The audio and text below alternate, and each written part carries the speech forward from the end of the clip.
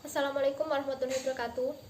Saya Ida Kurniawati dengan NIM 3021925 dari KBA semester 3 akan menyampaikan materi perkuliahan pengantar ilmu politik bab ideologi negara.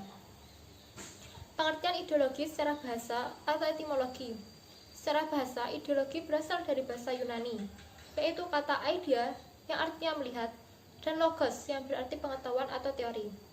Jadi, ideologi dapat dikatakan sebagai pandangan seseorang terhadap suatu hal berdasarkan pengetahuan dan teori dari pikirannya. Ideologi juga dapat dikatakan sebagai kumpulan gagasan yang secara logis berkaitan dan mengidentifikasi prinsip-prinsip atau nilai-nilai yang memberi keabsahan bagi institusi politik dan perilaku. Fungsi ideologi: 1.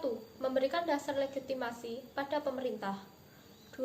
Menjadi dasar untuk menentang kekuasaan status quo. 3. Mempersatukan rakyat.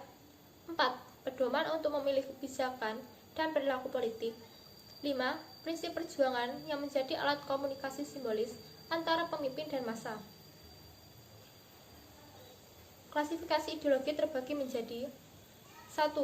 Liberalisme adalah sebuah ideologi, pandangan, filsafat, dan tradisi politik yang didasarkan pada pemahaman bahwa keabsahan dan persamaan hak adalah nilai politik yang utama.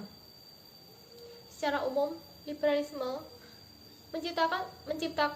menciptakan suatu masyarakat yang bebas, dicirikan oleh kebebasan berpikir bagi para individu. Paham liberalisme menolak adanya pembatasan, khususnya dari pemerintah dan agama. Neoliberalisme dikenal sebagai paham ekonomi neoliberal yang mengacu pada filosofi ekonomi politik akhir abad ke-20-an. Sebenarnya merupakan redefinisi dan kelanjutan dari liberalisme klasik yang dipengaruhi oleh teori perekonomian.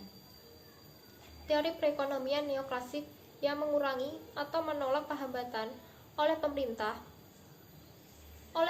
dalam ekonomi domestik, karena akan mengarah pada penciptaan distorsi dan high cost ekonomi yang kemudian akan berujung pada tindakan koruptif. 3. Konservatisme adalah sebuah filsafat politik yang mendukung nilai-nilai tradisional, karena berbagai budaya memiliki nilai-nilai yang mapan dan berbeda-beda. Kaum konservatisme di berbagai kebudayaan mempunyai tujuan yang berbeda-beda pula.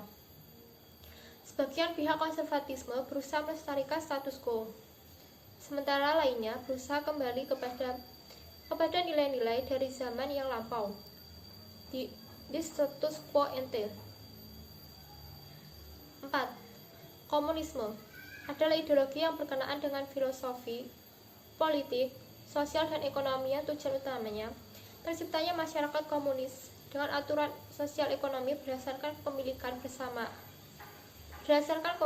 bersama alat produksi dan tidak adanya kelas sosial, uang, dan negara.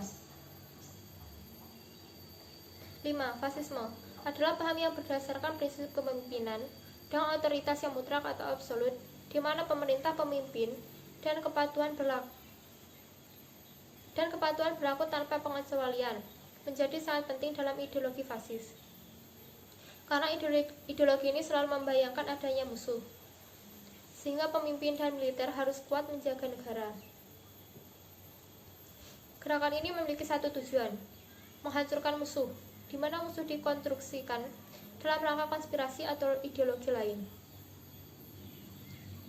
6. Anarkisme adalah filsafat politik yang menganjurkan pada masyarakat tanpa negara atau sering didefinisikan sebagai lembaga sukarela yang mengatur diri sendiri.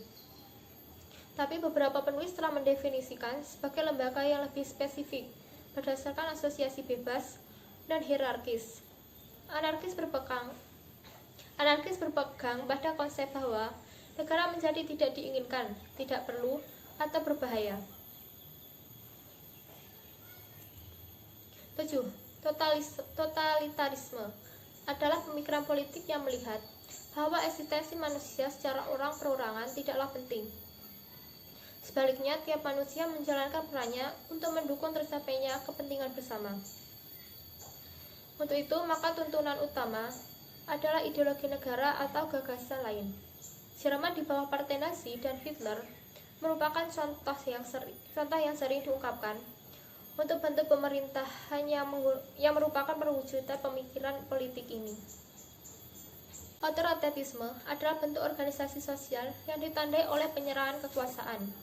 Ini kontras dengan individualisme atau demokrasi.